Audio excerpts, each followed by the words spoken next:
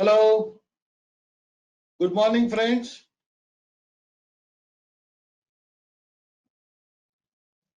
This is Dr. Rajkumar Fatate from Mahindra Ecole Central. Good morning to all of you, and I hope you and your family members are all safe and keeping well in this crisis.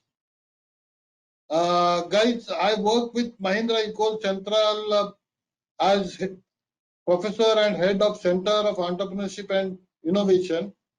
I have about more than 34 years of experience in entrepreneurship, worked at various levels, right from training entrepreneurs to academics, worked at various locations as well, in India, even abroad. I'm basically a student. I passionately pursue this career of developing entrepreneurs. So I'm really excited to interact with all of you today. It's a great that you all have joined. I could see a good number of you all have joined as of now. What we'll do is, I just would like to know what kind of audience that I'm going to address. So we'll have a quick poll. There will be about 4 questions. Okay. So my colleague Neha would be able to launch that poll just now. So what you have to do is just choose one option. So that is basically to know how many of you are interested in entrepreneurship, how many of you are already an entrepreneur, how many of you are coming from family business and would like to pursue your family businesses further, and how many of you are not at all interested in entrepreneurship. Okay, so just choose one of them and then we'll know who all I'm addressing to.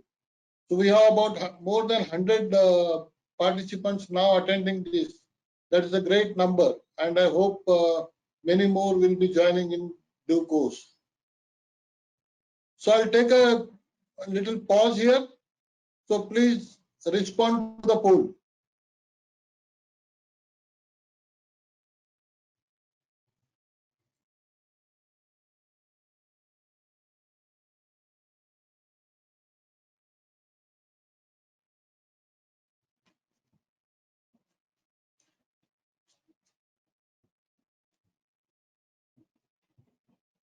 Neha, you have launched the poll. Neha, have you launched the poll? Yes, sir, I have.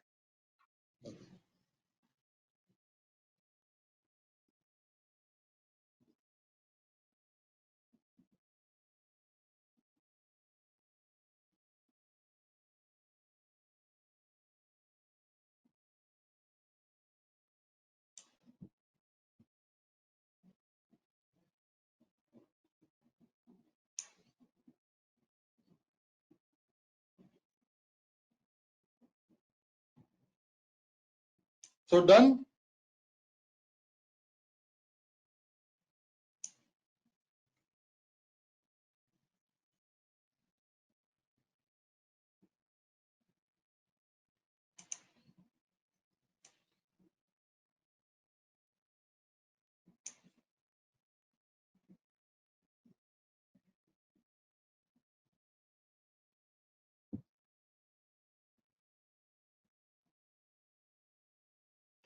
Okay, so Neha, whenever you are ready with the results of the poll, please share with me.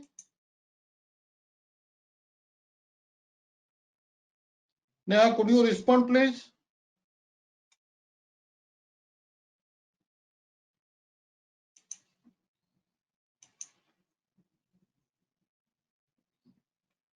Okay. Well, friends, I hope you will all be able to see the screen. The title slide is Entrepreneurship and Innovation, and you see Beyond Boundaries. Now, beyond boundaries, the boundaries word has gone little out of your frame. Okay. So that is basically because entrepreneurship and innovation is all about going beyond the boundaries. So there are no boundaries. To start with, let us have a small, quick exercise. Very interesting exercise. All right. Okay. So you will see 9 dots here. Now what you are supposed to do is take a minute and try to connect all these 9 dots without lifting your pen or pencil, whatever that you must be using, in just 4 straight lines. I'll give you a minute. Try this out. Please try to connect all 9 dots without lifting your pen in just 4 straight lines.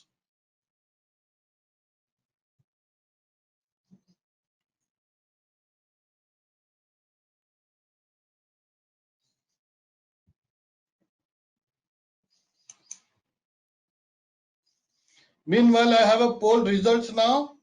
37% said option 1, 11% said option 2, 42% option 3, and 11% option 4.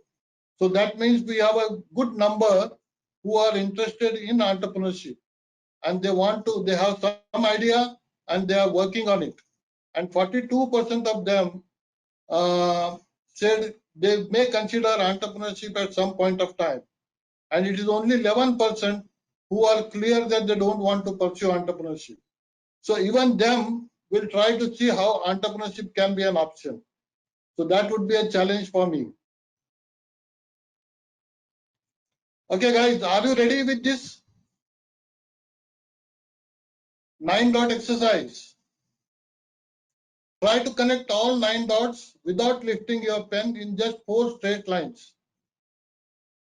And it has to be only 4 straight lines. There should not be any overwriting on those lines. Okay, fine. Now let us see how many of you were able to do it.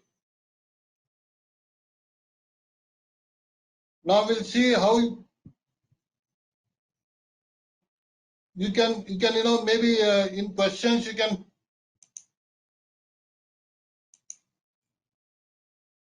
tell me if you are able to do it.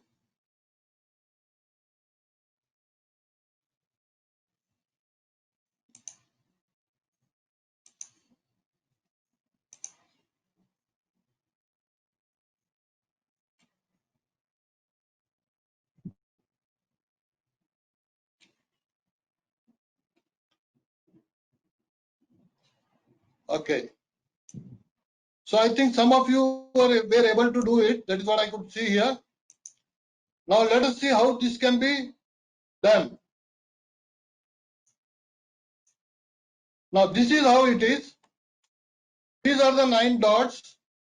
You start from here or you can start from here, wherever. And then this is the first line. Go beyond this point and then come here. This is the second straight line. And now this is the third straight line. And this is the fourth straight line. Now you were able to connect all 9 dots with just 4 straight lines without lifting your pen. Right? Now, why this exercise? This exercise is all about, now think of those of you who were not been able to do this, who were not been able to crack this, in just 4 straight lines, not been able to connect all 9 dots. One of the problems could be because we create boundaries for our thinking. And the boundaries is that we create a square within these 9 dots like this. And we try solutions within this boundary. Right? And as long as we continue to work and think in this boundary, we are not been able to crack this. So it requires you to go beyond the boundaries. Right? That is all about entrepreneurship. Entrepreneurship is all about going beyond the boundaries. And it is only when you go beyond the boundaries, this is an assumption that we make that we are not supposed to go beyond this square, which is not told to you. All that it is telling you is it has to have 4 straight lines and you should be able to connect all 9 dots without lifting your pen. Right? So there is no other condition. But we put a condition to ourselves. In fact, our thinking is unbounded. There are no boundaries. But we create boundaries. And if you break those boundaries and try to go beyond those boundaries, then you are able to, just as you are able to solve this puzzle, you are able to solve the puzzle of entrepreneurship and innovation. Entrepreneurship and innovation is all about going beyond your boundaries, beyond your comfort zone. That is what is entrepreneurship. Now let us look at few examples of entrepreneurs. I have deliberately picked up these examples. There are numerous examples of entrepreneurs. You also must be knowing lots of entrepreneurs, great entrepreneurs. You must have read their biographies, but I have picked up few. Okay, just I mean, there is no logic in picking up. Just I thought, these are some good examples. That is how I picked up. So let us try to look at those and try to understand what entrepreneurship is all about. Okay, so the agenda today is what is entrepreneurship. We'll talk about that. Then we'll talk about what is innovation. Then we'll talk about what is the process of innovation. Then how do you generate business ideas? What are the sources of business ideas? And then what are the various types of innovation? And then finally, we'll talk about the Center for Entrepreneurship and Innovation at Mahindra Ecocentral and what you can expect from this center. Okay. So let us look at what is entrepreneurship. To look at what is entrepreneurship, we'll take few cases of entrepreneurs.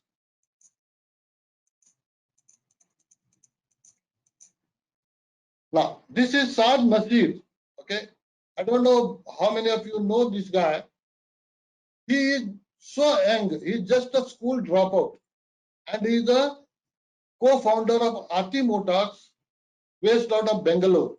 Okay, and he started a company called Ati Motors, which is into autonomous cargo manufacturing, cargo vehicle manufacturing.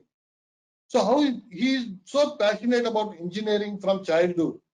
This guy once, along with his father, went to one industry where he saw lots of labor were lifting heavy weights on their shoulders. Then he thought, oh my God, this is so serious problem. Okay, so then he came up with an idea. Why can't we come up with a vehicle which can handle material within the industrial premises? So that is how he came up with autonomous cargo vehicle, which will not need any drivers, and it is electrically driven. And they have a prototype and they are very soon launching it. Ati Motors of Bangalore. Look at that. Now, if you look at this example, it shows that for being an entrepreneur, you need not, there is no age criteria. At any age, one can be an entrepreneur. This guy is so young. He's just a school dropout, along with two of his co-founders, who are his mentors as well. Okay, he started this company.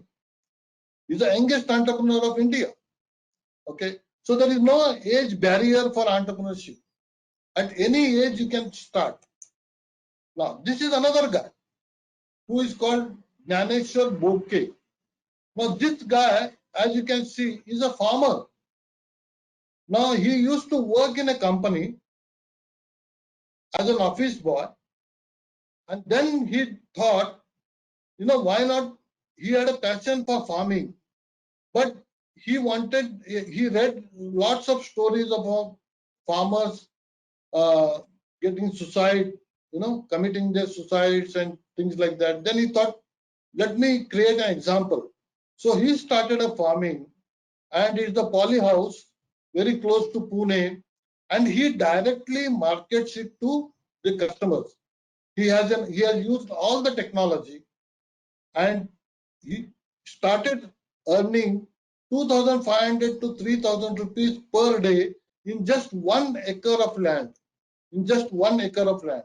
And today they have formed something called Farmers Club, wherein 1,30,000 farmers from all over India are the members. And they have been able to, and he has repaid the loan of 10 lakhs in just less than a year, along with the interest. Now, he is a farmer. Okay. Now, you can practice entrepreneurship in any field. Even farmer can be an entrepreneur. Now, this case you all know, Ramdev Baba. Now, he is a spiritual guru. Now, look at the venture that he created, Patanjali.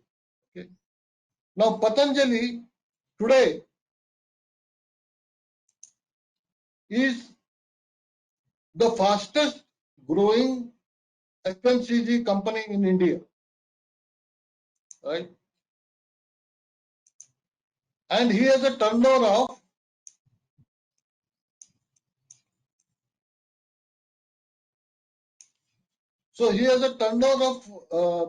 10,000 crores in 2019, and the company's worth is more than 50,000 crores, and fastest growing, fast moving consumer goods company in India.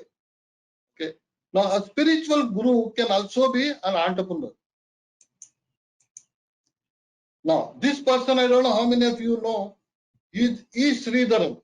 Now, E. Sridharan is a retired civil engineer, and he is very well known as a metro man of India. Okay. And he received Padma Bhushan, Padma Shri awards from Government of India. Now, he's not just an engineer, he's a highly enterprising engineer. Okay. I would certainly call him as a great entrepreneur. Now, what he has done, he is the one who is an architect of Konkan Railways. Now, Konkan Railways, such a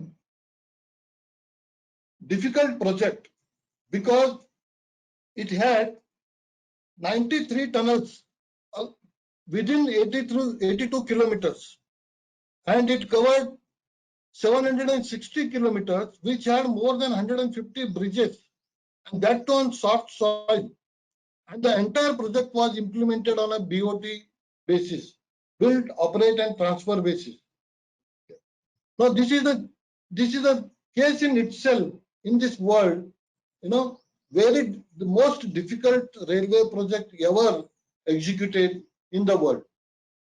And that too, he executed it within the time without much of overruns of time as well as the budget, as well as the cost. Looking at the success of Konkan Railway, then he was made in charge of Delhi Metro. And Delhi Metro, with all that political crowd that around it, he was able to execute before time, and that too within the budget. And subsequently, he was also made a managing director of Delhi Metro and ran Delhi Metro for about more than a decade.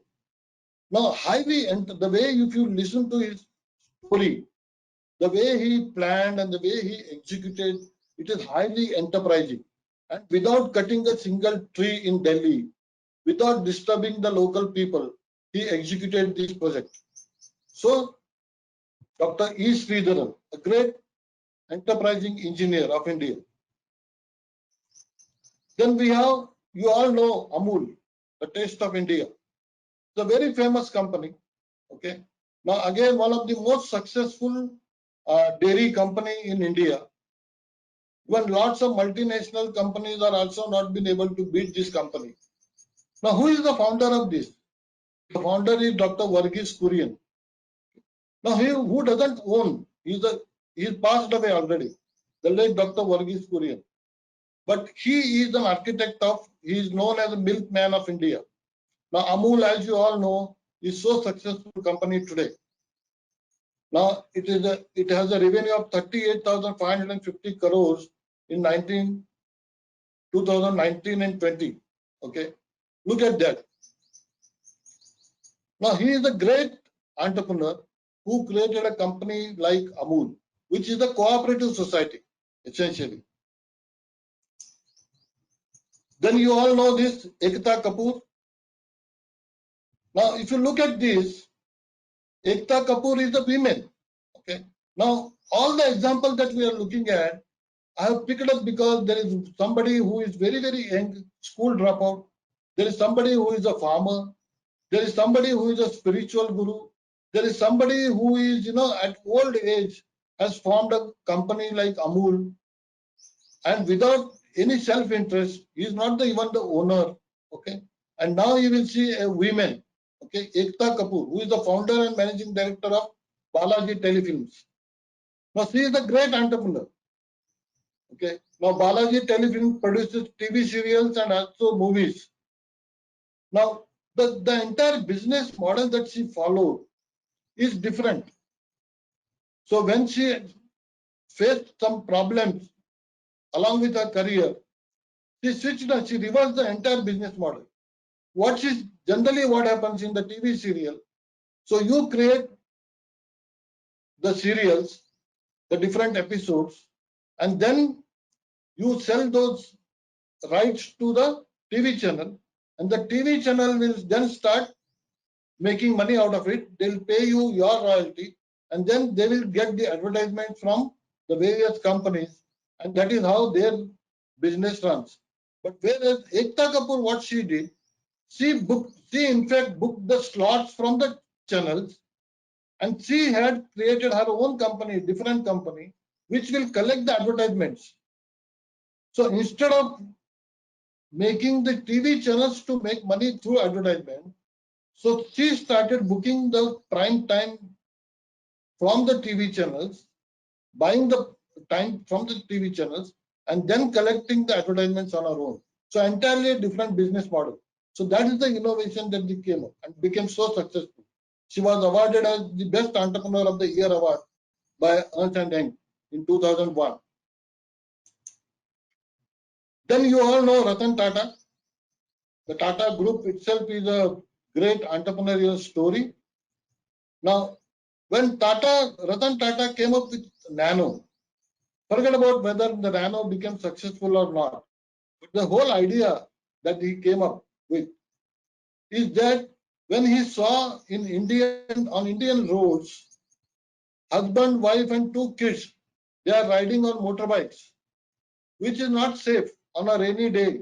So that is when he thought, it is so unsafe, why can't we come up with a vehicle which is safe and at the same time which these people can afford? So that is how he came up with a Nano.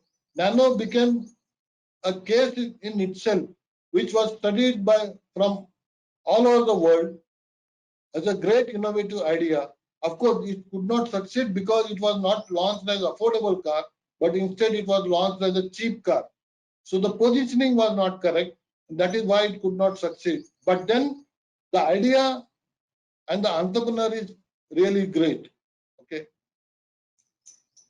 So we have seen all these cases. We have seen a person coming from family business like Tata. We have seen a woman entrepreneur. We have seen Saad Nasir, who is a very, very young school dropout starting his own company. We have seen a farmer who, with farming, he has created a company. We have seen a spiritual guru who created a company called Patanjali. We have seen a bureaucrat who has worked in government and retired and who created Delhi Metro and Konkan Railway, projects like Delhi Metro and Konkan Railway. And we have seen a very senior person at the age more than 60 years, he created a company called Amul, which is a highly successful company today. It's a cooperative society. Okay. Now, if you look at all these, what do you think are the commonalities among these individuals? Just take few seconds and think of, is it that they all wanted to make lots of money? Is it that they wanted to own the companies? What is it that made them so great entrepreneurs? What are the commonalities among these people? Just think of. Many times we think and our understanding about entrepreneurship is all about business. Now, if you look at this, some of them were not really the owners of any business. Like, for example, Delhi Metro, Konkan Railway. Okay. But the great thing that they did, even being in government, these are government enterprises. So what are the commonalities? Okay. Now let me come to the commonalities, that what I thought about the commonality. And that from there we'll go to understanding about entrepreneurship. Now what I thought, the first of all, they were discontented. See, that is precisely what is going beyond boundaries. Many a times we create a boundary. We are comfortable. We are happy. We are contented. Now we don't want to do anything else. Okay. That was not the case with these individuals. We all are discontented, unhappy. There are lots of problems around us. Right now, in this COVID pandemic, we are all facing a number of problems. But some people may say, okay, let's happy, okay, let's take it as it is. Okay. But the entrepreneurial people are not so. They are discontented. So what do? Then they believe that they can make a difference. So they believe that they can make a difference. Like for example, when Ratan Tata saw that 4 people, husband and wife and 2 kids, riding on the bike, he was discontented. He thought that he can make a difference. Okay. And then they spotted opportunities and offered solutions. So that is where, see, for general people, problems, pain points of the society are problems. But whereas for entrepreneurs, problems are opportunities. So opportunity is a mirror image of a problem. Okay. So look at the opportunities. So the more problems mean there are more opportunities. So they spotted those opportunities and offered solutions which are innovative. So they offered innovative solutions. They were not just ordinary solutions, they offered innovative solutions. But it need not be every time innovative. But most of these guys, which the examples that we saw, they offered innovative solutions.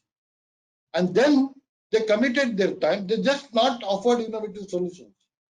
They committed their time, their energy, their resources, and reputation. This is what we mean by risk taking. Many people say entrepreneurship is all about risk taking. So risk taking means what? It is not the monetary risk. Today there are a number of people who are ready to invest in your idea. So they take risk of monetary risk or economic risk. But the risk that entrepreneurs take is that they invest their time, they invest their energy, they invest their resources, and most importantly, they invest their reputation. They invest themselves into that enterprise. And that is how they change the lifestyle of the people. Now that is entrepreneurship. Now, if you look at this, now nowhere it is talking about one has to be a business owner. If you are discontented and if you think you can make a difference, and if you take the responsibility for making that difference, and if you spot the opportunities and come up with innovative ideas, and if you commit your time, energy, resources, and reputation, which will create value to the world, to the society, to the customers, then you can be called as an entrepreneur. Whether you are working in an organization or whether you own your business, doesn't matter. Or whether you are inheriting your family business. Whichever role you may be, as long as you practice this, as long as you own a mindset where whenever you are discontented, you own the responsibility for that and you are prepared to make a difference through your own innovative solutions. So entrepreneurs are not just dreamers. They dream big, okay, fine, but they are not just dreamers. They are doers. Just don't dream, do it, execute it. Entrepreneurs do it. Okay, and that is why we call all of them as entrepreneurs. And our nation needs such people. Any nation, if economically wants to prosper, it has to have people like this. The more the people like this, even within the organization, if the organization has to prosper, you need to have people like this who make a difference, who are innovative, who are ready to commit themselves, and who can create value. So nation needs this, society needs this, organization needs this, families need this. Okay. And that is how any nation or any society gets prosperous, economically prosperous. Now, this is what I see as common factors amongst all great entrepreneurs, all these examples that we saw. Okay. Now, let us try to put this together and try to understand the entrepreneurship or try to define the entrepreneurship. So, if you look at the entrepreneurship, therefore, as we have seen, so entrepreneurship can be manifested in different ways. One is entrepreneurship within the organization. So it doesn't matter, whether you want to start your own company or otherwise. Don't bother about that. As long as you practice whatever that we discussed just now, even working as an employee within the organization, you can still be called as an entrepreneur. You are an entrepreneurial individual. Entrepreneurship is a trait. Entrepreneurship is a mindset. Entrepreneurship is a way of life, the way you lead your life. It is not just the profession. A common understanding is about, yes, entrepreneurship is about starting business, running a business. It is a profession. But more than that, entrepreneurship is a way of life. It is a mindset. It is a trait. So as long as you practice that, whether you are an employee, whichever role you must be working within an organization, you can still be called as an entrepreneur. And the term that is used for that is called intrapreneurship or entrepreneur. Then the next is business, or in other words, it is also sometimes called as corporate entrepreneurship. So there are corporate entrepreneurs like KV Kamath. So who was the CMD of ICICI Bank, who brought in enormous change in the way the banking industry works here in India. So he was not the owner of ICICI Bank, but he brought in all the change. So he's a corporate entrepreneur. So there are corporate entrepreneurs. To run a corporation, you need people who are highly enterprising. Okay. So they may not be the owners, but they have every other stake in that company other than the financial stake. So the next is business entrepreneurship, which is very common understanding of all of us. That is, you start your own enterprise and run it. Or else you inherit your family business and grow it, diversify it, expand it. The third is social entrepreneurship. Now, what is social entrepreneurship? Social entrepreneurship is you launch an enterprise for the social good. Patanjali is a social enterprise. Amul is a social enterprise. These are all not-for-profit organizations. Even if they make profit, that profit is not the personal wealth that they create. It is for the society. So there are number of, like there is a company called Goonj. Okay. So which is again a social enterprise. So there are good number of social enterprises today. Okay. So where the entrepreneurs have created those enterprises for social good. So entrepreneurship can be manifested in three different ways. Either it can be corporate entrepreneurship, or a business entrepreneurship, or a social entrepreneurship. So whichever role you may be, so let's understand that entrepreneurship is a way of life. And it helps you to stand out from the crowd. So wherever you are thinking like an entrepreneur and acting like an entrepreneur. So entrepreneurship, why entrepreneurship is important? Entrepreneurship important because economic growth is an effect and entrepreneurs are the cause. It is entrepreneurs who drive the economy. Entrepreneurs who explore the opportunity and convert the ideas into viable business proposition and provide new products and the services to the society by bringing together and combining various factors of production. They change the lifestyle of the people. So the way I look at it is entrepreneurship is a journey from the state of internal discontentness to worldly contentness, leading to creation of wealth. So basically, it is a fire in your belly that ignites entrepreneurship. So whenever you are discontented, there is a fire in your belly. I want to do something. You are passionate. Okay. And then it leads to worldly contented. Till the time you are not happy, you are not done it, you are not executed it. Okay. Which will lead to creation of wealth. Now, when I say creation of wealth, it is not just the personal wealth. So it is the wealth for the entire society, entire nation. And the next, the way look at it, entrepreneurship is a process. It is the process of creating value to the resources. When I say resources, it is both material and non-material. So what do you do as an entrepreneur? You create value. You create value to the resources. Like for example, there is a commodity. Water is a commodity.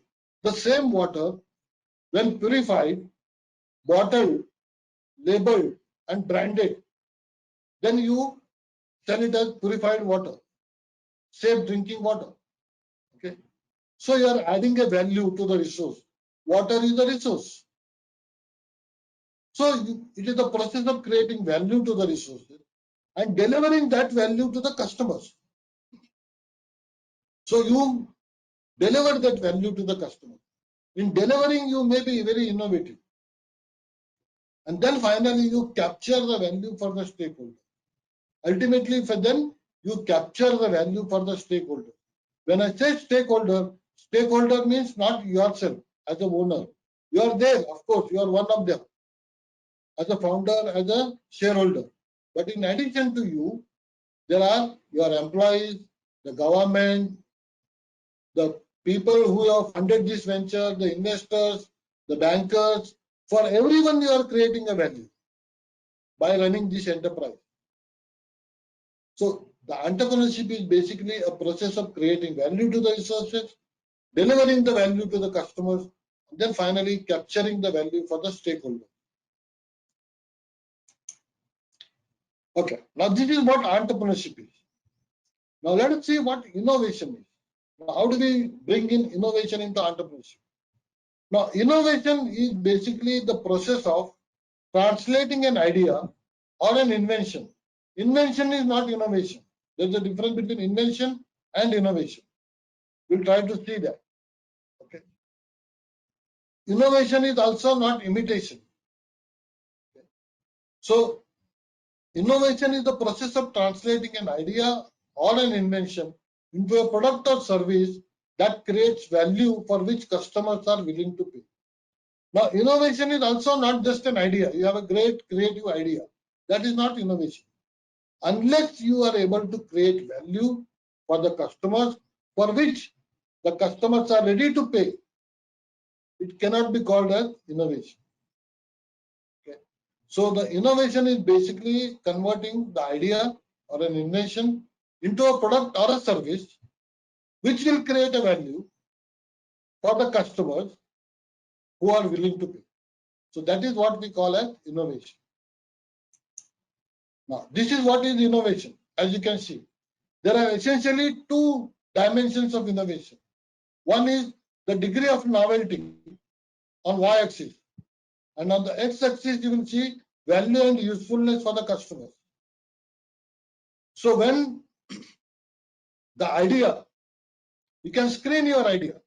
When your idea is very low on value and usefulness for the customer, and it is also very low in terms of novelty, then it is irrelevant. It will not work.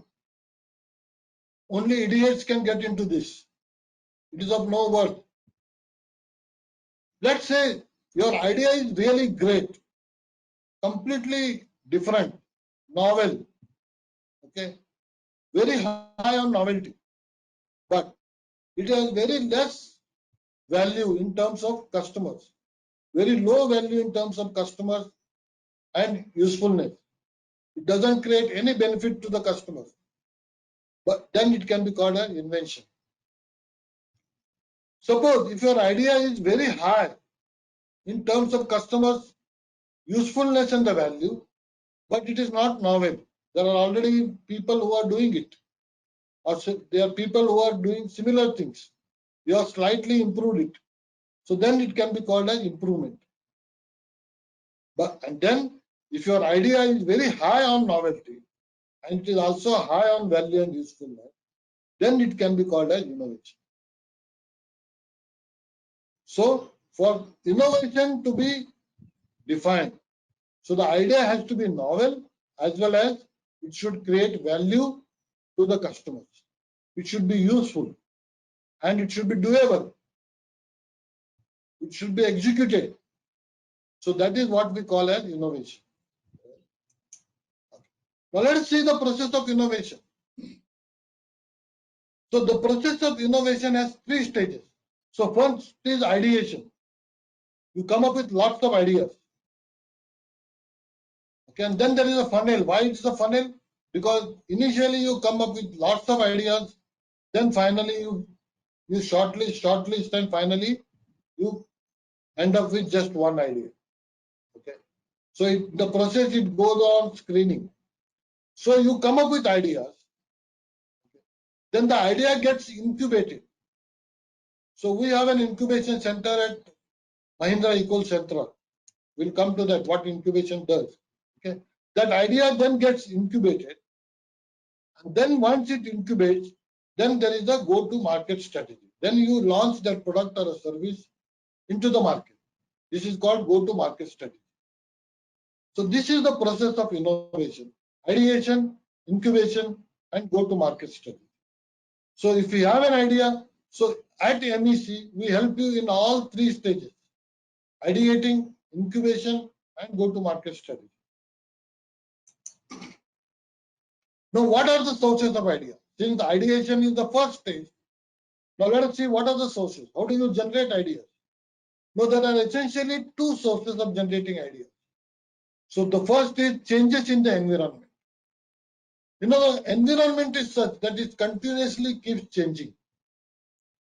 That is the characteristics of the environment. When I say environment, I'm talking about external environment, broad environmental changes, which include the economic changes, which include social and cultural changes, which includes the technological changes, which includes political and regulatory changes. So there are changes taking place all the time. And these changes are in fact in favor of startups and new entrepreneurs. Why? Because changes bring in disruption. When things are changing, and new ideas can emerge. So it is good for entrepreneurs. It is good for startups. Now, as a result of COVID, lots of things are going to change. The future world is going to be different. And therefore, there are enormous opportunities for entrepreneurs because the world is going to change. And in this changed world, there are opportunities.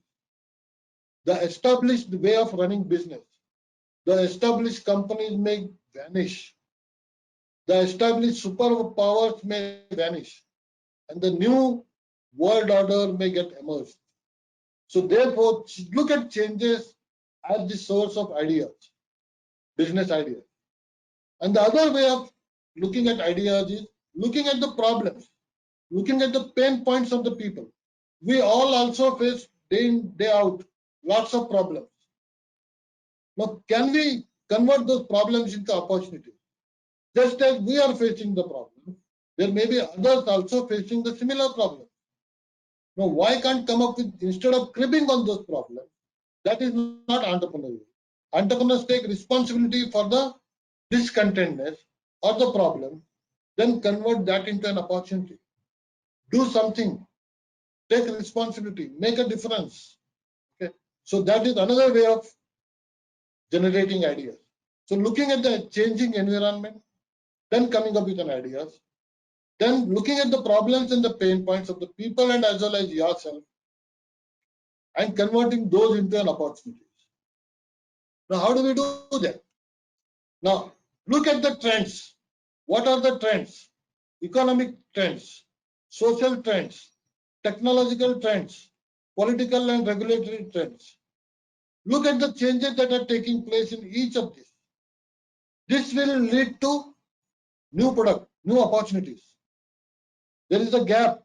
It creates a gap in the market because of the changing customer taste, preferences, norms, technology. Okay, it creates a gap in the market, or there is a need that being created, or there are problems being faced by the people. So which will lead to coming up with new products and the services. Okay. Now these are some of the examples, as you can see, how the changes led to new business opportunities. These are already existing changes which led to some business opportunity. Because I remember when I was studying in my college, we were not having, our parents, we never used to give us, the kind of pocket money that today you guys get from your parents. So the teenagers today have lots of disposable income. They have more cash to spend. Now, as a result, what happened? So lots of new business opportunities emerged. Video gaming, dating, hanging out, designer clothes. And look at the company that they emerged. Tinder, CCD, Instagram, Rockstar is a gaming company. Okay. So like that, there are economic changes, social changes, technological changes. If you run through this slide, you will see the changes that took place. As a result, the new opportunities that emerged, and then as a result, what new businesses were created, right? So this is how you can also, this is already changes that took place, as a result which new opportunities created and which companies created. Now look at today, the changes because of COVID. What changes are likely to happen? These are very obvious changes. I don't think anybody need to be a great visionary to see this. So because of COVID, there is more health consciousness. People are becoming more and more health conscious. Okay. Now what will it lead to? What opportunities because of this will lead to? And therefore, what could be new products or services? Because of lockdown, continuous lockdown, so there is a online learning. We are still not sure when schools and colleges will resume. So a lot of emphasis is on online learning. Okay. Then work from home. People are working from home. Going forward, not 100% employees will work at the offices or the workplaces. There will be some percentage of people, because the companies have realized we can still pull on when people are not physically sitting in offices. The things can happen. So why do we then need to insist that people should be attending offices every time? So the companies have realized in this way, companies can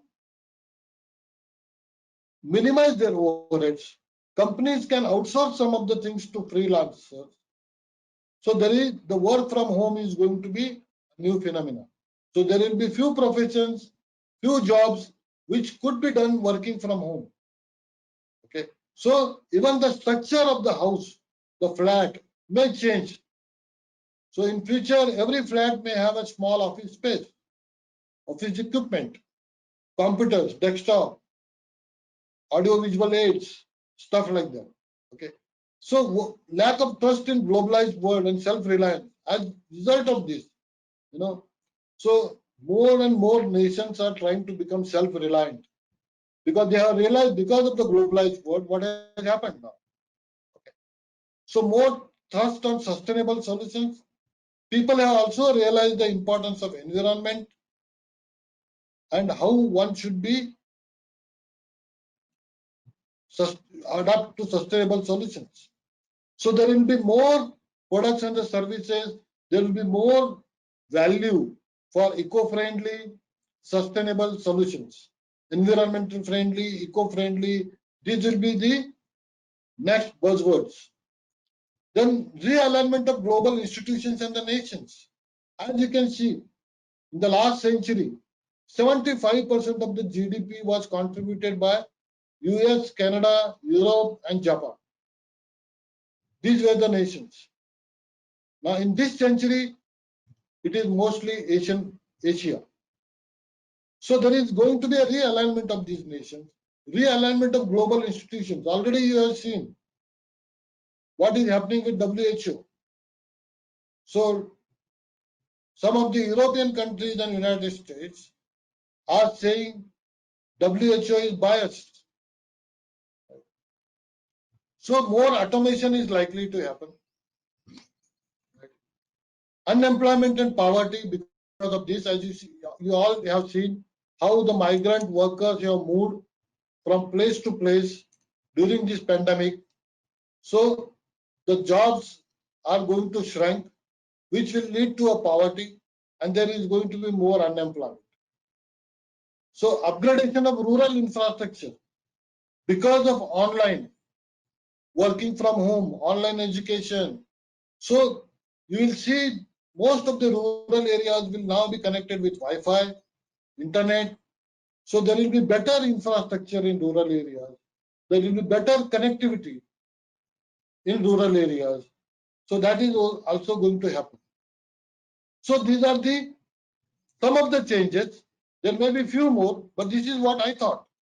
Now, can you look at these changes and see what new business opportunities can emerge, and as a result, what new businesses one can start? Okay. Now, the next is problems. Now, look at some of the problems that the people faced and how they converted those problems into opportunities and created business. The excellent example is right here from Telangana. Okay, this guy Faninder Sama is from Nizamabad. He was working in an IT company in Bangalore. In one of the Diwalis, he wanted to come back to Hyderabad. So he wanted to book a bus ticket. So he struggled to get a bus ticket. Finally, he ended up spending his entire Diwali in Bangalore. And that is when he came up with an idea of a redbus.com. And today the redbus.com became so successful, and later on it is acquired. Okay. So he faced the problem himself, and he converted that problem into an innovative solution and came up with an idea of redbus.com. Similarly, Vijay Shekhar Sharma, he identified a problem of handling risk in handling cash currency. So he came up with a digital payment system, that is Paytm.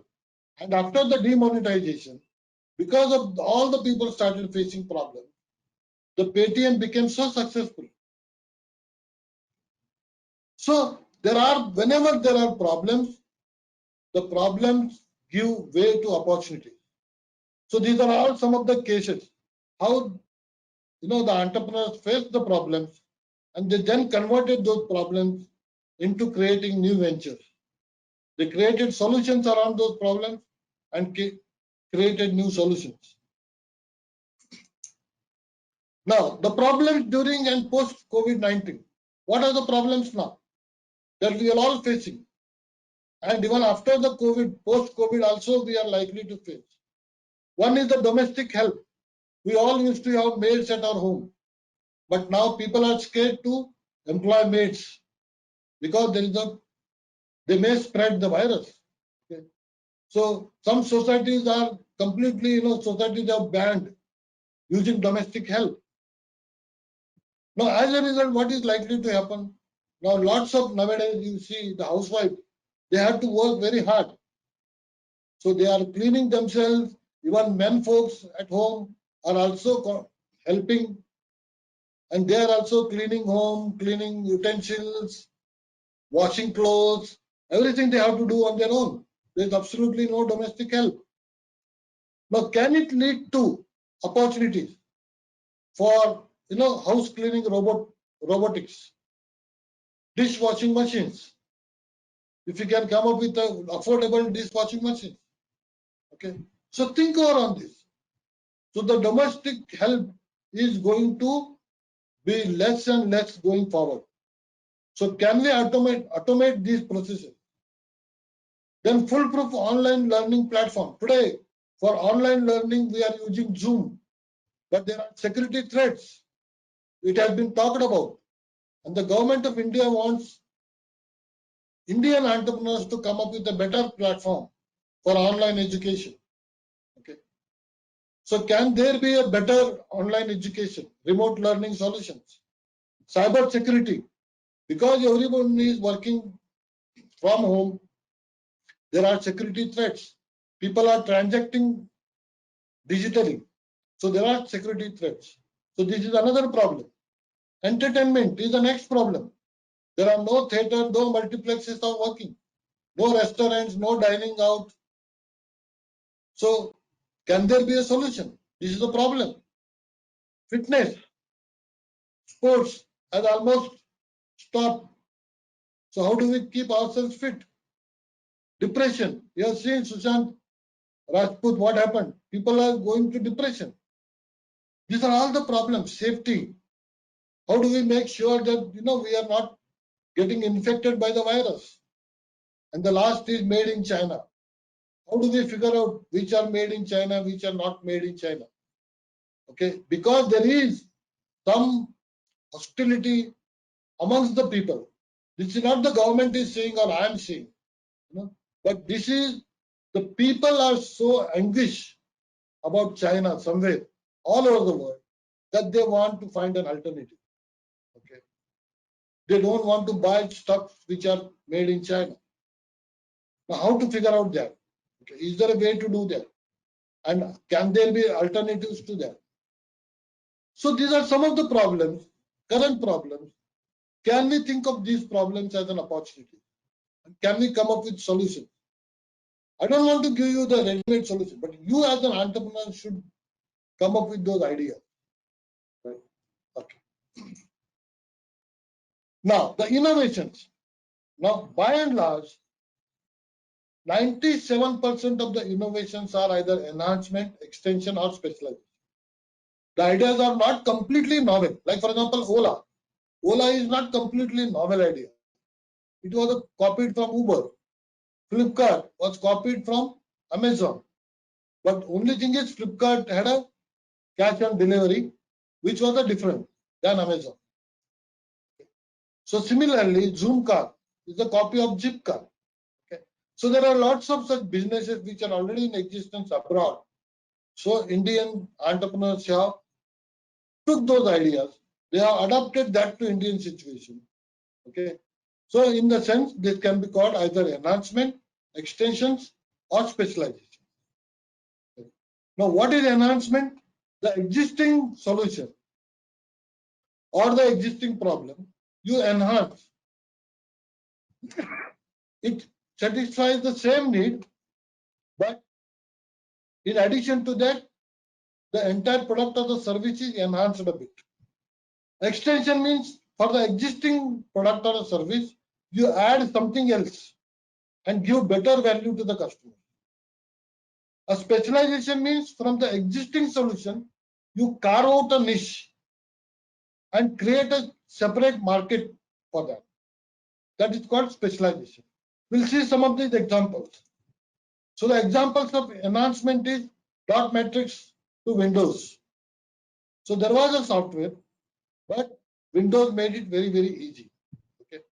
Mechanical watch to cord watch. The watch is same. Okay. But there is an enhancement. Modem to ADSL modem. Okay. Ordinary TV to flat screen TV. These are all the examples of enhancement. So most industrial innovations you will see are examples of enhancement. Then examples of extensions include toothbrush with built-in toothpaste. You add something else to it. Pen with a torchlight.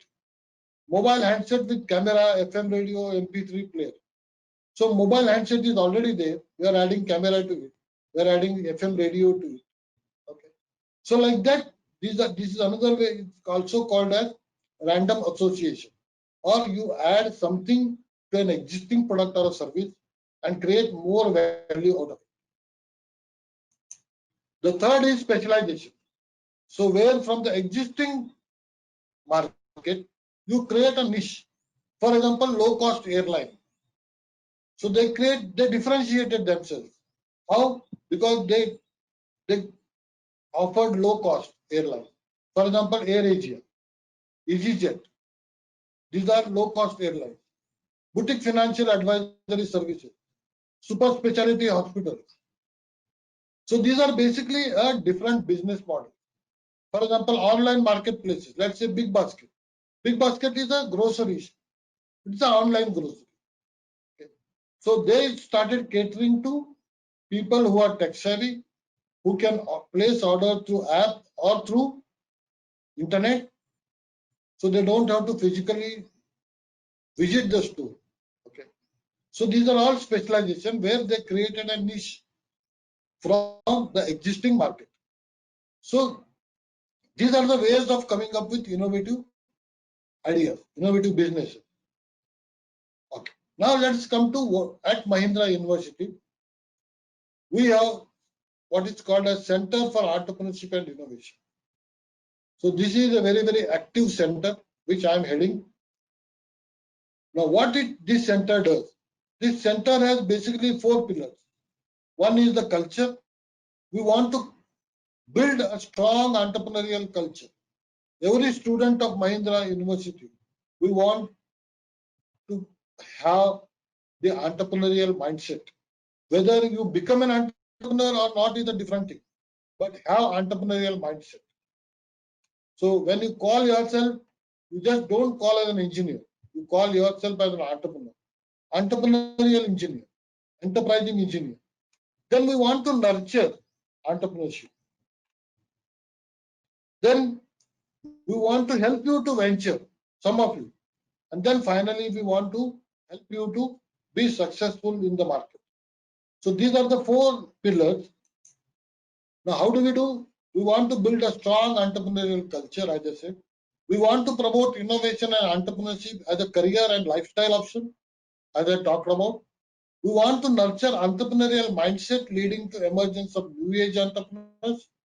And we want to facilitate through the process of starting, shaping, and scaling up new ventures, for which we have created an incubation center. And finally, we want to equip you transitioning from startup to a mature venture by connecting you to other accelerators, other incubation centers, or the venture capitalists. So the broad areas of activity that the center carries out is there is the student-driven initiative, which is called as Entrepreneurship and Innovation Cell. This is entirely managed by students, and this cell carries out lots of activities throughout the year on campus. Now, through this we create an entrepreneurial culture. Then we want to put in place the scientifically designed curriculum to develop tech entrepreneurship. So there will be courses from the first year till 4th year, which will gradually take you through the systematic way of coming up with ideas and launching those ideas. Then in addition, we have a state-of-the-art incubation center. I'll talk about incubation center a little more. So this is basically a physical space where you can sit, you can have an office space, and you can start working on your idea. And then we do some workshops, training programs throughout the year. Now, entrepreneurship and innovation cell, what sort of activities that the cell carries out? So we invite lots of entrepreneurs to share their stories with you. We organize entrepreneurs visits to other ventures, other incubation centers. There are business idea competitions are held. There are hackathons are held. Then there are startup showcase. People who have started, they will showcase what they do. Then there is an e-summit. Every year there is an entrepreneurship summit being held, wherein again the venture capitalists, the entrepreneurs, then the mentors, they all gather together and they share their experiences. And the cell also networks with other e-cells, with other engineering colleges and institutions, in and around Hyderabad. So our first area, so then we have an incubation center. So this incubation center is called Mahindra eHub. Now we want to develop ideas in information and communication technology, artificial intelligence, machine learning. These are all emerging technologies. We want to develop ideas in energy, electrical and electronics, infrastructure, environment and construction technology, mechanical, robotics, transportation, autonomous vehicles, and finally Industry 4.0. So these are all the thrust areas wherein we want to develop entrepreneurs and the ideas. So we will closely be working with the professors and the faculties here. So what all we offer? We offer, as an incubator, we offer working space with Wi-Fi connectivity. There is a conference room. There is a visitors lounge. We have workshops, civil, mechanical and electrical workshops, full equipped workshops. We have laboratories and prototyping facilities. We have 3D printing facility. We have supercomputer lab. We have a media lab, seminar hall, cafeteria, and plus we have 24/7 security. All these facilities are made available to the students who would like to get incubated or the entrepreneurs who would like to get incubated with Mahindra eHub. So the services that we offer is technical mentoring with our technical faculty members in product development and prototyping, business mentoring. We offer legal services like company registration, patents, etc. The startups, if they are in need of student interns, that is provided, or even you as a student can work with startups that are being incubated at Mahindra eHub. Some students are already doing it. We offer seed funding, rather we connect you to the seed funding providers, and we mentor on go-to-market strategy. And finally, we network you with investors, your potential customers, corporates, depending upon the need. So these are currently the startups being incubated at Mahindra eHub. You'll see the first one is Fevo Construction Technology Private Limited, which is funded by three of our last year students, Shiva Bisne, Sri Chandana and Gayatri. What do they do? So they want to come up with a 3D printing robotics. They want to reduce the labor cost in construction. So they are coming up with 3D printing machine. It's the complete robotics, construction robotics, and the prototype is already ready. Now they are into validation process. Then we have Vidya, which is founded by Rahul and Rishabh. So this is a web platform which helps students to have internship opportunities. Then we have Autodub, which is again very relevant in today. Harsha and Praharsha are working on it. This is automatic translation of quality education content. As you know, with this remote learning, how important this is. So they are already into go-to-market strategy. Then we have Meditech Solutions. So Dr. H.M. Sethi is our faculty members, and he along with some students are working on this idea. So they want to come up with 2-3 products which are into electrical and electronic equipments. So these are some of the incubators that are already being incubated at Mahindra. Okay. So this is all from my side. This is what we do at Mahindra. This is about entrepreneurship and innovation. I'm sure you all must be having lots of questions. So let me take these questions now.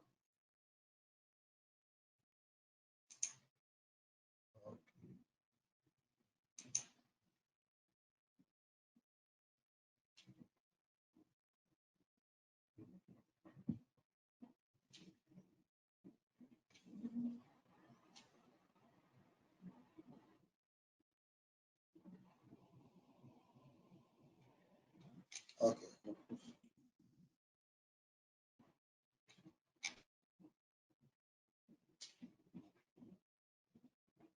Okay, let me take one by one.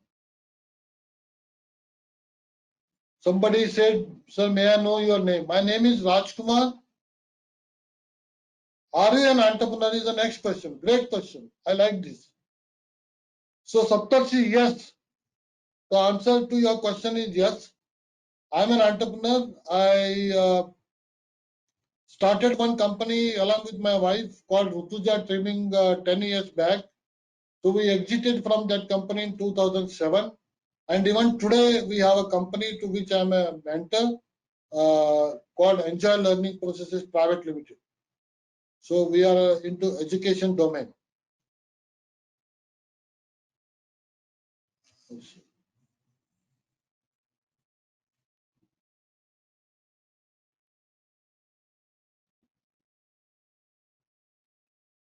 What is this? They choose an issue or aspect, and when you come up with a solution toward that one thing, it eventually becomes whole empire working the progress. Exactly, sir. That is what I meant. Okay.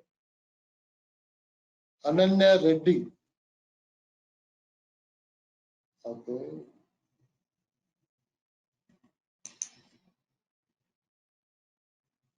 Okay, good.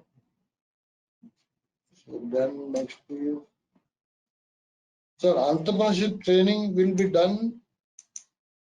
Sir, entrepreneurship training will be done in the institute or else we have to take it outside. No, no.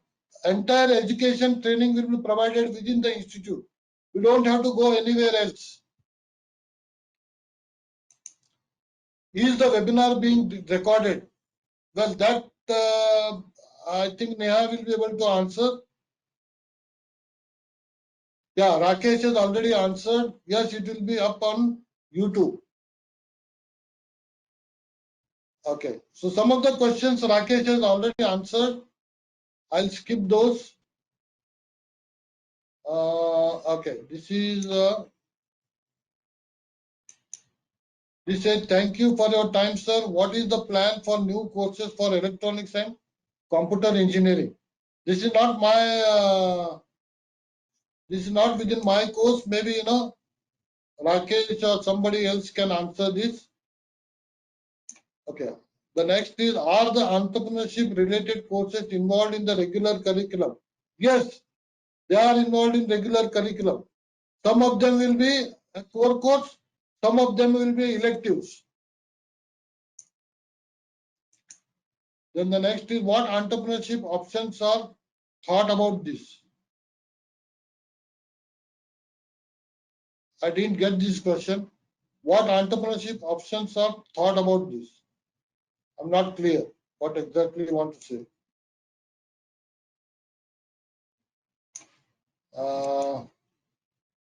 Okay, this says, hello everyone.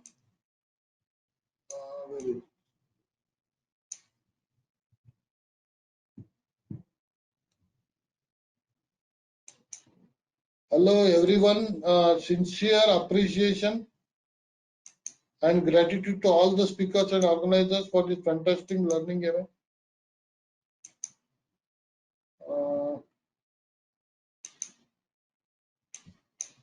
Oh, somebody has written from Kuwait. Okay. So there is no question, but it's a feedback. How does the networking thing for entrepreneurs work at MEC? So as I said, we do entrepreneurship summit. In addition, we have connected with some investors and the venture capitalists. We have connected with other incubation centers in and around Hyderabad. And we also have, I think that somehow I missed to tell you. So we have collaborated with Babson College. Okay, so Babson is rated as #1 in the world in entrepreneurship education. So MEC is a member of Babson College. We are a member of Telangana Innovation Cell. We are also very closely connected with TAI Hyderabad. So we are connected with a number of entrepreneurship associations, CII, Confederation of Indian Industry. So all this together will help us to network. And whenever you need any of these contacts, we will be able to connect to you. The next is, sir, I am in teaching field now, how can I become an entrepreneur? So how many students will be there in AI? So I think this is again around 30. Rakesh has already responded. Entrepreneurship option for, what is this? Entrepreneurship options for EC, electronic and communication engineering. See, in whichever field you can be an entrepreneur. In electronics and communication engineering, why not? You can identify a need and come up with an idea, and you can venture. Now, today also we need to understand that today's world is all interconnected, interdisciplinary. Like for example, when there is the electric vehicles is what? It is not just mechanical, it's not just electrical. It is a combination of both electrical, electronics, and automobile. Okay. So there is interconnected. Like for example, the robotics, or one of the construction that they are working. There is a civil engineering, there is a mechanical engineering. So everything is involved because they are working for construction. The industry, your product may have electrical, but the application may be in some other civil engineering or mechanical engineering. Okay. So it is all interconnected, interdisciplinary. Give some suggestions to startups in education field. So in education field, again, there are lots of online. The future is going to be virtual learning, online learning. So there are lots of opportunities to come up with tools which will enable this kind of an education. It could be, let's say, a simulation, a lesson which is in the form of a game, which students will play, okay, and they will learn. So basically, there will be an issues of engagement. In physical classroom, there is a teacher who can actually monitor, whether the student is attending or otherwise. There are lots of problems with assessment nowadays, evaluation, assessment. If you can come up with creative, innovative ideas where this can be taken care of, I think that will be a great thing to do. So all these are challenges today in education. Now, how can you do that? How can you actually make students engaged remotely? How can you have a better evaluation remotely? Their learning assessments remotely. Now, these are some of the issues and on which the ideas can be generated. Can you share YouTube channel link? Okay, so that is already done.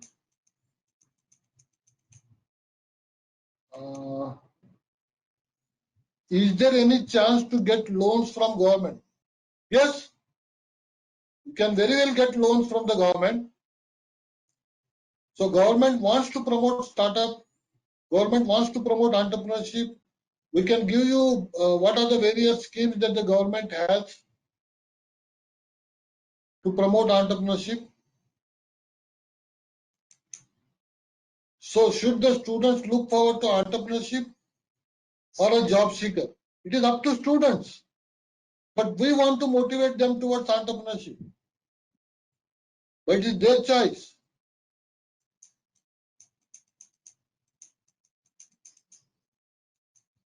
Okay, sir, will we have access to Tech Mahindra and interact with the people who are in the industry?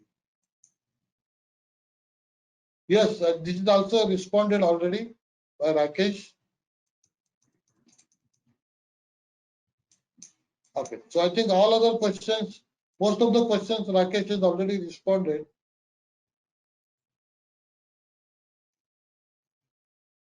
Thank you guys. Thank you for attending.